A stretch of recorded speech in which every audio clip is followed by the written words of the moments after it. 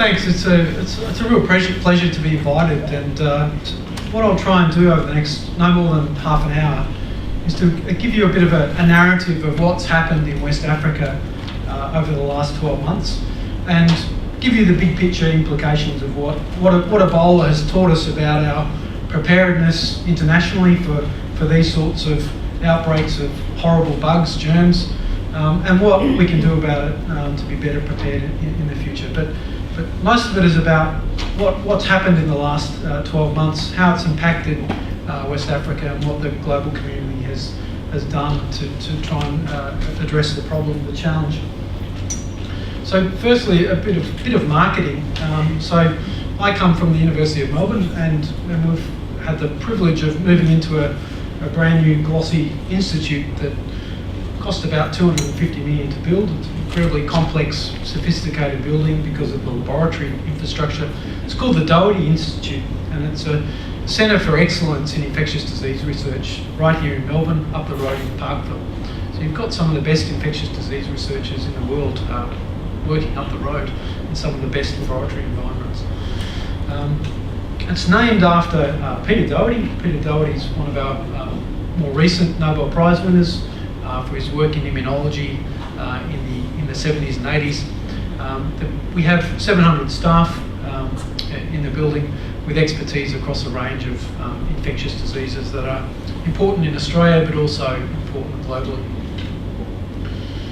So what I'll talk about is give you an Ebola 101. So I'm not going to assume any special knowledge. So we'll talk about what the Ebola virus is.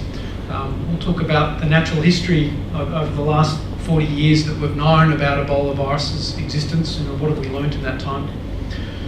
We'll describe the current outbreak in West Africa, what's happened, why has it got so big, why has it hit the headlines in the way it has, how did it become so big, what didn't we do very well as a global public health community to stop it, and where is it going, and why do we think it's going to go in the direction, why do we think it's going that way, and crucially, how do we do a better job next time, whether it be Ebola or a pandemic influenza or the Middle Eastern respiratory syndrome virus that's circulating in the Middle East at the moment, or H9 influenza viruses that are circulating in China. There's a bunch of different things on our infectious disease threats on our radar, and each of those we need to have some capacity to respond to. So firstly, what is a virus? That didn't go very well. So a virus is basically a bit of nucleic acid. A bit of nucleic acid is DNA, things that we've known about since the 50s. That it's the building block it's the dictionary of life, if you like. And a virus is a piece of DNA or RNA that's surrounded by a protein coat, a woolly coat of protein. And viruses can't replicate by themselves. What they do is hijack the machinery of our own cells, whether human cells or animal cells. They can't replicate all by themselves. They need to hijack someone else's machinery to replicate themselves and make more copies of themselves. This is the Ebola virus under a special microscope. In virology terms, it's a big virus with an unusual worm-like shape. The natural history or the background to Ebola viruses is that they were discovered in 1976 because they caused an outbreak in the Central African Republic, small outbreaks. And we now know that there's different types of Ebola virus, and you can consider they're all Ebola viruses, but they're kind of cousins of each other. They're related to each other, but they've all got their own identity.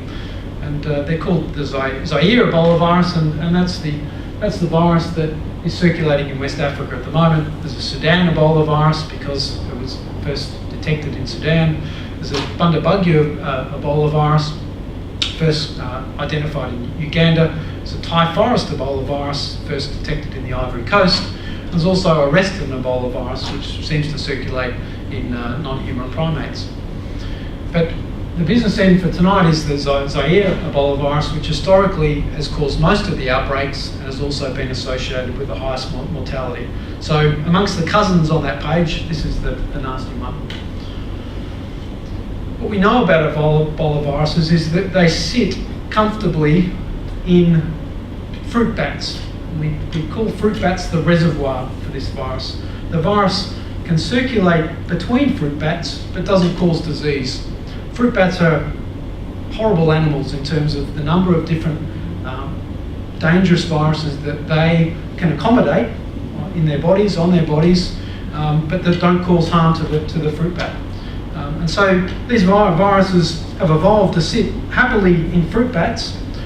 Very occasionally, that virus crosses over into other species by either directly but usually indirectly. And examples of that are when fruit bats are nibbling on fruit in the forest and that fruit lands on the ground and is picked up by primates like chimpanzees or gorillas.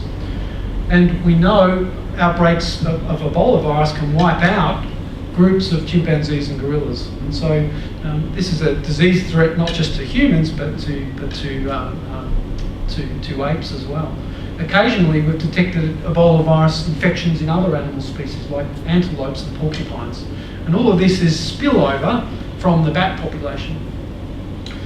Humans can get it because we go into the forest, we harvest bats as a source of bushmeat. That involves butchering the bats and usually roasting them up. But we also harvest apes as bushmeat, and that involves butchering them, which can be a risk for exposure to a human who's involved in butchering an animal that happens to be infected with an Ebola virus. So infection of human populations is really an accident. The virus doesn't necessarily want to be in humans. It's just really accidental exposure of humans to Ebola virus that starts off these outbreaks like we've seen in West Africa. And so this picture really sort of summarises the ecology of Ebola viruses. It sits most of the time happily in these three different species of fruit bat that can accommodate the virus. Very occasionally it spills over into these other animal species, and then from these other infected animal species into human populations. And we'll talk about the human-to-human transmission here. Where do these fruit bats sit? Well, we know, you won't be surprised that over the last 12 months there's been an explosion of research about Ebola and these fruit bats. And so we now have a much better idea of where these fruit bats exist in Central and Western Africa. And it's these green zones here where you can find one or more of these three different species of fruit bat that can accommodate the Ebola virus. And we know that roughly 22 million people live in that hot zone or that at-risk area. And some of those people are going into the bush and collecting bushmeat and potentially providing a point of exposure.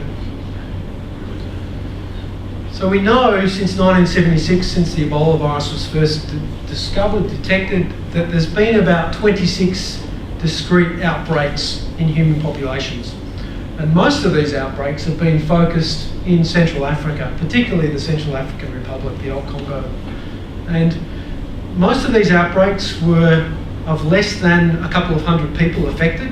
Most of them occurred in very rural parts of the country. So there was geographic localisation of the outbreak, and that actually helped to contain the outbreaks. They were restricted to small villages out on the edge or in the jungle. What has never happened before is that there's never been an outbreak per se in West Africa in the three countries that we're going to talk about tonight. So the three countries that have been most affected over the last 12 months have never seen Ebola before. It's not part of their tapestry of infectious diseases. Over in Central Africa, however, they have richer experience. They've got better laboratory infrastructure and better clinical experience to respond if they saw an Ebola outbreak. They're more used to it. West Africa, it's a different story. So how did the current outbreak come about?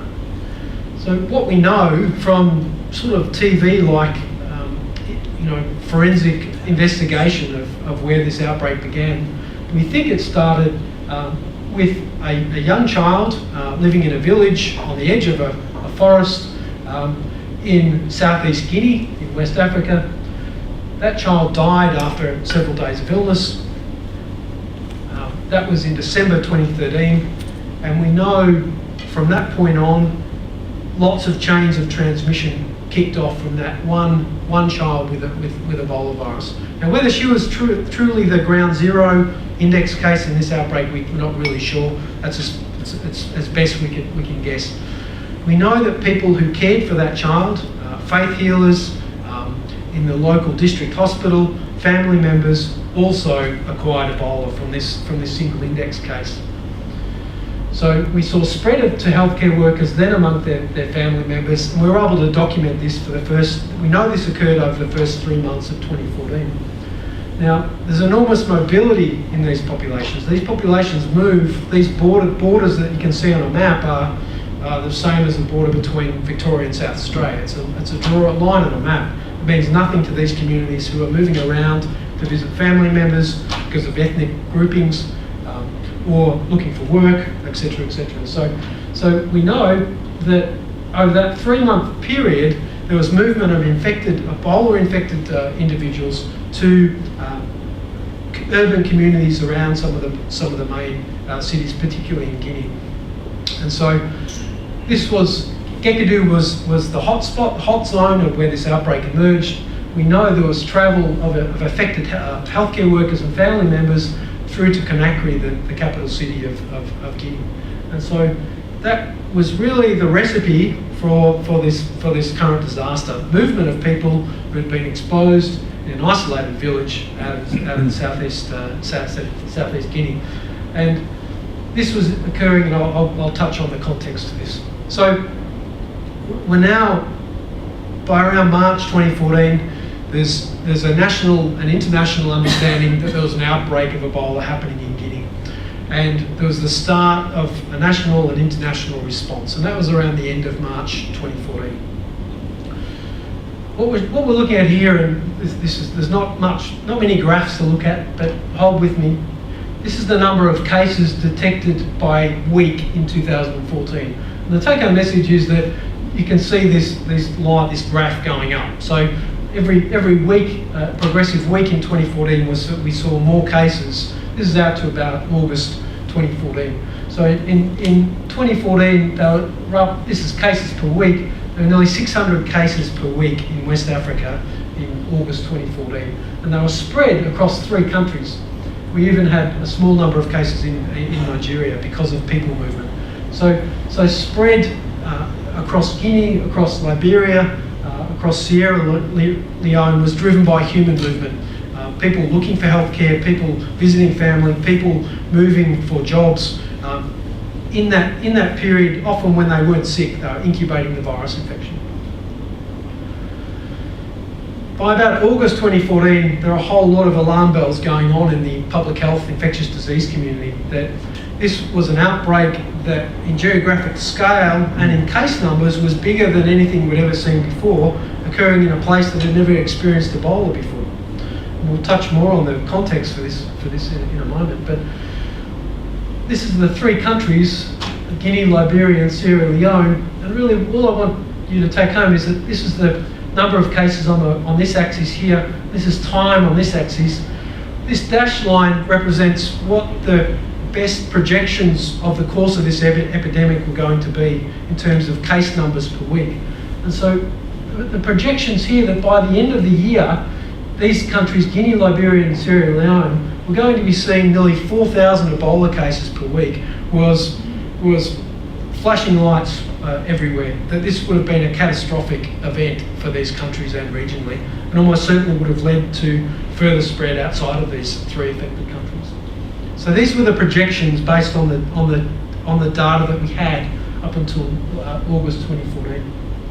So it was really scary, and clearly we needed to do more. And so, how did we get to this point? How did we get to August 2014 with alarm bells flashing everywhere and projections of a really horrible sort of 12 months ahead? Firstly, that this outbreak occurred in multiple locations, 3 countries, different cities. It was for the first time in Ebola's history affecting urban areas, whereas in the past it had affected small villages out in rural areas. We're talking about three countries with some of the weakest public health infrastructure of anywhere in the world. Countries where the clinical and public health community had no experience with Ebola whatsoever. These countries had several of them had come out of years of civil war and distrust and disbelief that their own governments could actually knew what they were doing and could deliver a response. Linked to this was patients not going to seek healthcare at government facilities. They would prefer to go to the natural therapy or the faith healer, or then to the pharmacy, and then maybe the last, when you're really, really sick, is go to the doctor. There's also some high-risk events, particularly burial of people who had died of Ebola was a really high-risk event in terms of catching Ebola. And so there were cultural rituals around burials that placed people, family members particularly, at risk of acquiring Ebola. And clearly we now know that the international response was too slow at the start. Given all of these characteristics, we were too slow as an international community to mobilise and help the systems on the ground. To give you, some context to the outbreak and where these three countries sit. The total population of the three countries is only around 20 million, roughly Australia's population. They're young countries. Literacy levels, roughly only 50% of adults have got any level of literacy. Expenditures per health, which is one of the key, really key measures of how good and inclusive a health system a country has. These are under $100 per head in these three affected countries, versus Canada and US and Australia will be somewhere between $5,000 to $15,000 per head. So we're looking at orders of magnitude, inferior sort of public health infrastructure and spend. And another really good one is how many doctors there are per head of population. And so this is in the USA, physicians per 10,000 people, 24 physicians per 10,000 people, so two per 1,000. In Guinea, we're looking at almost an order of magnitude for Sierra Leone and Liberia, fewer physicians. So really limited clinical and public health capacity to deal with what was going on. So I'm going to skip through that. So needless to say, this was catastrophic for the communities affected, for the healthcare system that was in no way able to respond. And so scenes like this of patients being turned away from Ebola treatment centres because there just were not enough beds. On top of that, we were seeing exposures and infections and deaths in healthcare workers. So when you're seeing nurses and leading doctors, one of the best doctors in Sierra Leone died of Ebola. And so it wasn't great motivation for healthcare staff to come to work in a setting where sometimes they didn't get paid on time and weren't getting paid in a way that necessarily reflected their risks they were taking in their day-to-day jobs. So I put this up because Ebola affects populations in different ways, and uniformly children and pregnant women do horribly in Ebola. So outcomes are horrible for children and particularly pregnant women. Coupled to this was this resistance from communities to take on board the messages of Ebola, to seek healthcare in a way that we would like them to. And in part it was because the public health infrastructure wasn't good enough to do simple things like collect the dead and dying from the community. And so the examples in Monrovia where bodies were lying in the streets for days because there simply wasn't the infrastructure to bring them in. And so that sort of distrust of the government's ability to do anything really sort of undermined the community's sense of wanting to engage with the messaging and engage by going to seek early care when it was appropriate. So we talked about burials, particularly burial practices, which can involve intimate contact with the dead body, with washing the body. It was really a high risk event for communities, and it was lots of social reasons why families did not want their family member to die in a hospital, often because they may be cremated, which happened for a little while in Liberia. They may be buried in an unmarked grave without a headstone, which was enormously significant for families. And so all of these things added up. These technical interventions that we wanted to introduce were crossing swords with the cultural practices of the community, and culture always wins. So there were lots of things that enabled this to get away. What happens when you have Ebola? So this is an acute disease. It's a disease you either die of or you get recover and you get rid of it, and you will have hopefully a happily long life. So typically the incubation period, the period that you feel well after your exposure before you start getting symptoms, is around 8 to 10 days, but can be as long as 3 weeks. And so in that period, people can move, people travel, people hop on planes, people go and see their brothers and sisters in the city. Characteristics of the early part of the disease is sort of like imagine your worst case of influenza. That's what the first few days of Ebola feel like. Sort of chronic, systemic aches and pains, headache, high fever. You don't want to eat. Then after 5 days of these sort of symptoms, some of these more severe, clinically more severe symptoms start happening. Vomiting, you can't bring on enough water into your body because you're vomiting, and you've got cholera-like diarrhea. So this diarrhea is a real bad sign and a cause of death for many of these patients. So this is accompanied by a whole lot of other less severe complications, but Ebola hemorrhagic fever, which the virus has its name, hemorrhage is actually not a very common clinical symptom in patients. It's not the reason that most people die. It happens, it's visually dramatic, but it's not the reason most people die. The major reason is that patients lose so much fluid, often from this severe cholera-like diarrhea, that they don't have enough volume in their blood vessels to circulate to all their major organs, and so they develop multi-organ failure and die. And this is against the background in a setting where you've got lots of other nasty things: typhoid, malaria, meningococcal disease, Lassa fever, community-acquired pneumonia. All these other things don't stop just because Ebola's there. So all of these things are happening in the background, and somehow you've got to deliver care to all of these other infectious diseases that haven't gone away just because Ebola's shown up. So it's really what we call hypovolemic shock is the main reason why people die. Occasionally it's complicated by severe hemorrhage. If you've got through about 2 weeks of symptoms, you're probably in a good place. You're very likely to make a recovery. You're going to feel lousy for a few months, but you're very likely to make a recovery. If you are treated in a government healthcare facility or seek no treatment, you're almost certainly likely to die. If you seek care in some of the Médecins Sans Frontières Ebola treatment clinics and other clinics like it, the case fatality rate and mortality rate is about 40%. So more than half the patients we can save if they come early enough and we can deliver the right package of care to them. But that's still 40% of patients that we fail to save.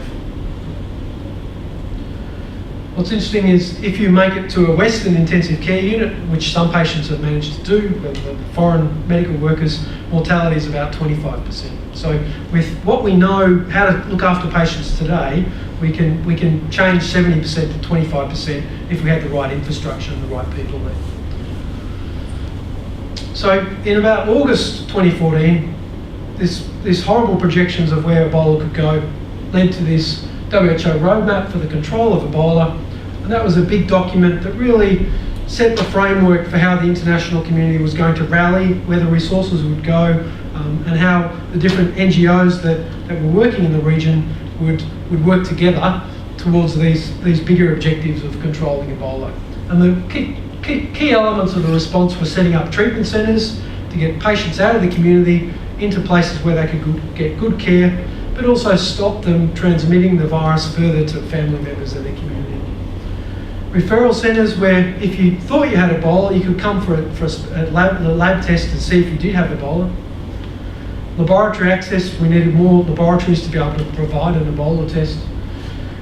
Surveillance and contact tracing. So if you had a family member with Ebola, what we needed to do was to follow you for 21 days to make sure you didn't get a fever and you hadn't acquired Ebola. So if you think about, if you had a fever today, you think about the people you've had intimate, direct contact with over the last 2 weeks, we would have to follow all of those people.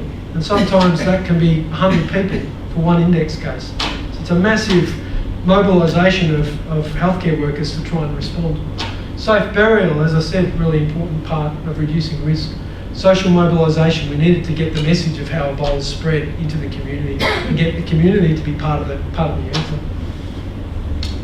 answer. So far there's been around 600 healthcare workers infected with Ebola, of whom around 250 have died. So still gaps in our ability to stop our first responders, if you like, clinically from getting Ebola. So still more needed to be done for training and personal protective equipment. So this is an example of an Ebola treatment centre in Guinea.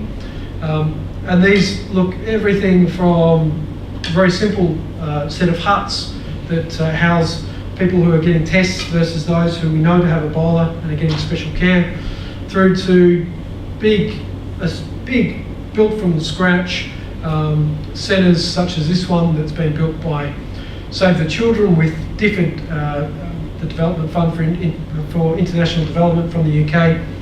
So essentially UK taxpayers' money have built this from scratch, and it's staffed with UK clinical nurses and military personnel, all from the UK. This has got about 200 beds and is in Kerry Town in Sierra Leone. So more building of treatment centres to provide more beds to stop 70-80% case fatality rate, bring that down to 40% or even lower. This is my friend and colleague Jamie Whitehorn, who's in Sierra Leone at the moment, and the infrastructure required to set up a 200-bed unit is phenomenal. The logistics of supply and of people and of engaging the community to know that it exists is really, really phenomenal. One of the highest risk times for healthcare workers is not when they're in the unit caring for patients, but when they're leaving the unit and taking off their personal protective equipment.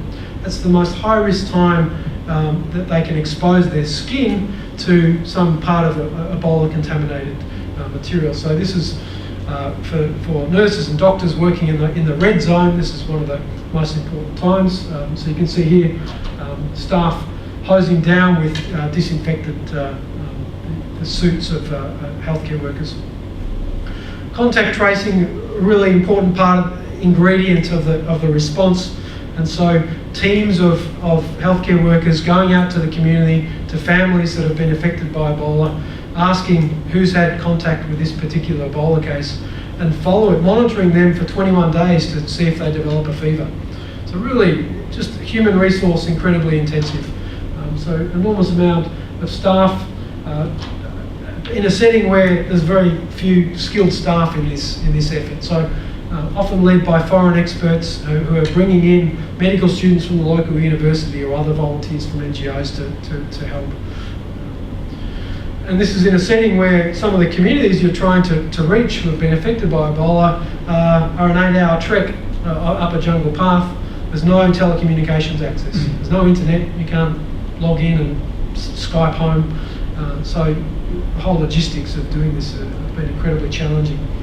There's the messaging side, engaging the community, and 50% of the communities don't have any literacy skills. So these look nice. These are warning signs. You might have Ebola if you've got some of these symptoms. This is how you messaging around how you protect your family, how you stop Ebola being transmitted to people in your family. That's great for 50% of the population who can read and write, but clearly you need other forms of communication to get to the rest, and that's why local knowledge is just so crucial in spreading the word. So Ebola's had this massive impact on infrastructure, on the people affected, on the families, communities affected. It's had much wider implications for the economies and the security of these states that are coming out of periods of civil war for some of them. Trading industry, agriculture, tourism have all undoubtedly been hit by Ebola. Worsening poverty because resources are going into managing Ebola, not for providing other forms of assistance that existed before. There's a level of stigmatisation for those who have recovered from Ebola or from people who live in a family who have been affected by Ebola. So stigma is real, and how you deal with now what's estimated to be about 30,000 orphans across these three countries because their parents and other family members have died. So these secondary issues that Ebola has driven. All these other diseases I mentioned, malaria, typhoid, these haven't gone away, they're still there, and because the infrastructure is now so focused on Ebola, you can almost guarantee that case fatality rates for these other diseases are increasing because they're not getting treated in a timely way.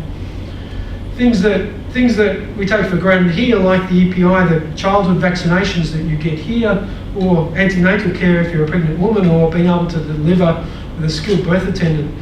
All of this has suffered because of Ebola, because that infrastructure has been decayed by this catastrophe. Just to reinforce, so this problem of the background of things going on haven't gone away because Ebola's arrived. This is deaths per day in the three affected countries.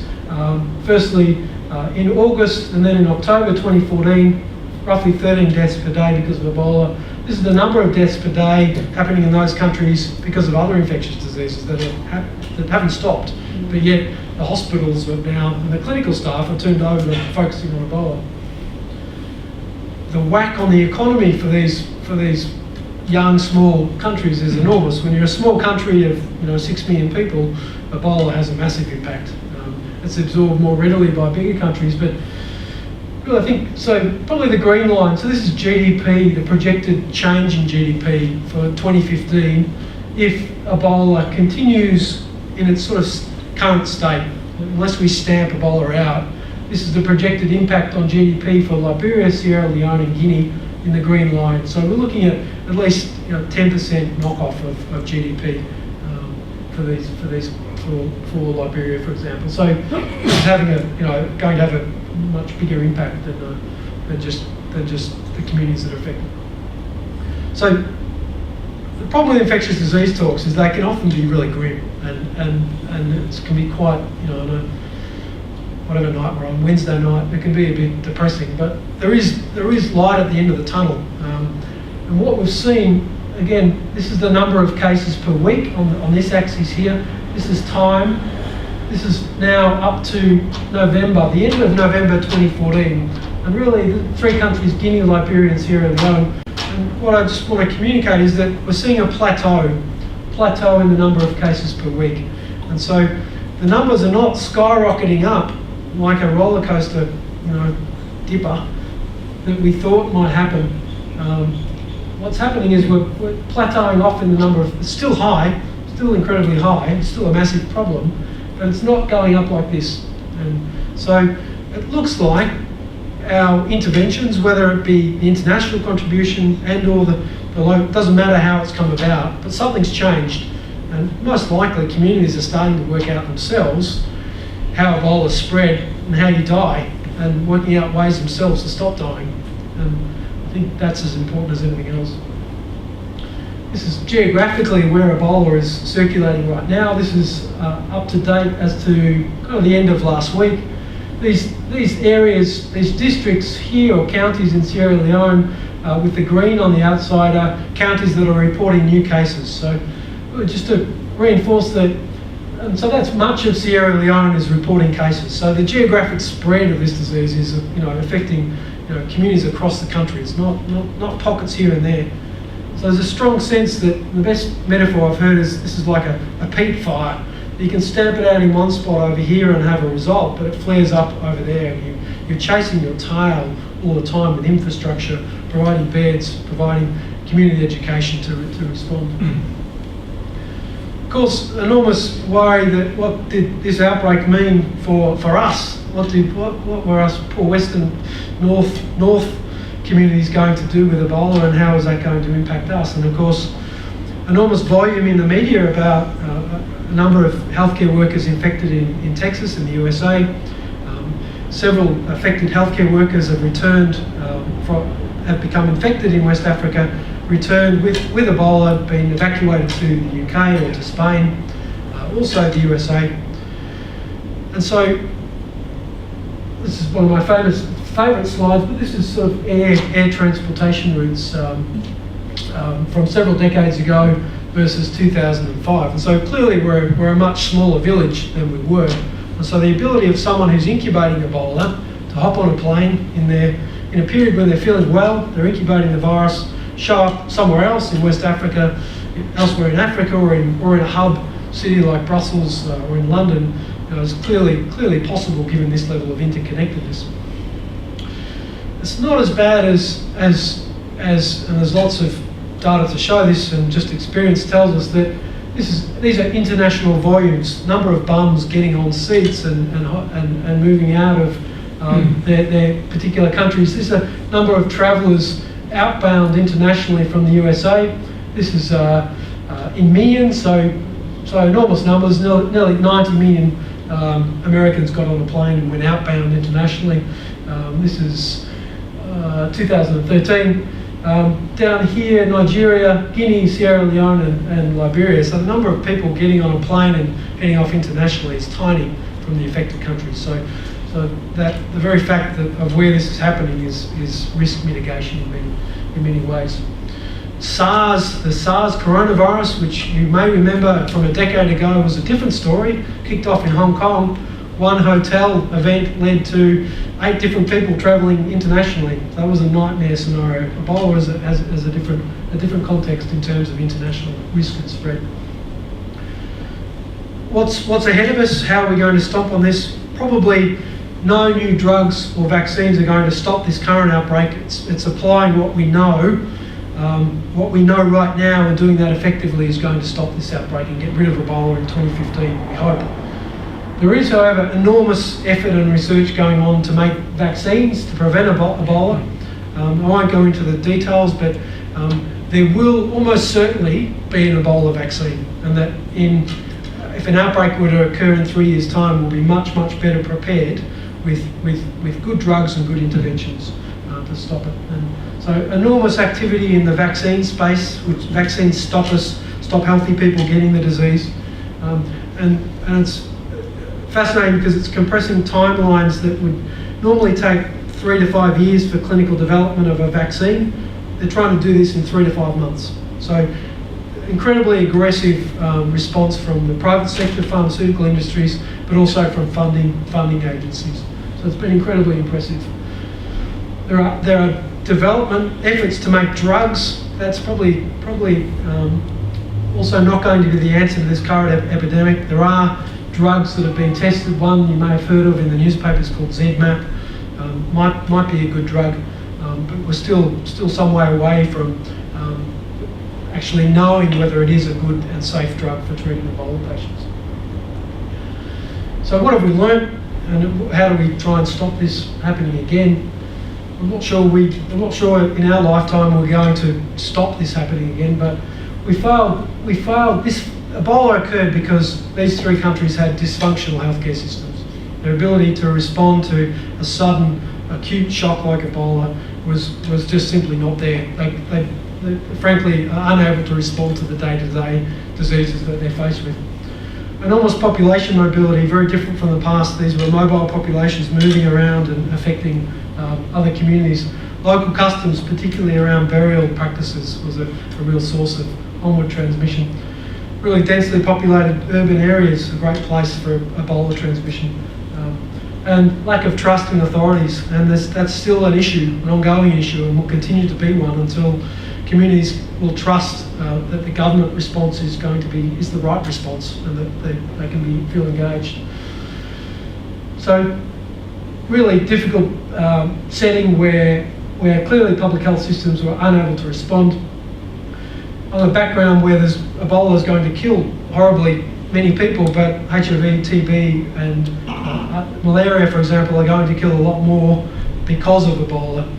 And so that continues to play out. So we need to fix these up as importantly as Ebola. Fear and resistance, and again, coming back to culture, crossing swords with our technical interventions of drugs and treatment centres and messaging. How do you stop Ebola? How should you look after your dead family member? When these technical interventions, these public health technical interventions cross swords with culture, the technical interventions always lose. So we're starting to get smarter around localising, culturally adapting our responses so that they fit better in the community and they're better accepted. So I think lastly, I just take, the really brave people here are people who give up their day jobs and go and spend 6 months on the ground in West Africa, in a difficult setting, trying to help. So I'll leave it there. Thanks.